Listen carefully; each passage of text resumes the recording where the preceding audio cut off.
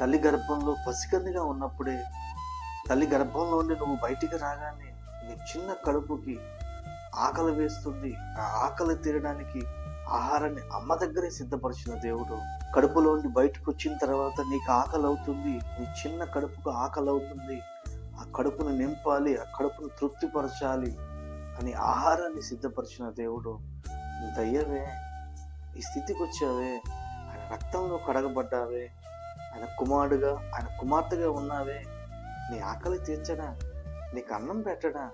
నిన్ను మర్చిపోతాడా? కాకి పిల్లలు దేవునికి మొర పెట్టినప్పుడు కాకికి ఆహారం సిద్ధపరిచిన వాడెవడు? కాకులు కడుపులో నింపుతున్న దేవుడు, పక్షులకి వాటికి కావలసిన ఆహారాన్ని ప్రతి దినము అందిస్తున్న దేవుడు వాటికంటే ఎక్కువగా నిన్ను ప్రేమిస్తున్నాడు. నిన్ను ప్రేమిస్తున్న దేవుడు నిన్ను, నీ కుటుంబాన్ని పోషించలేడా? మీరు పక్షుల కంటే బహుశ్రేష్ఠులు.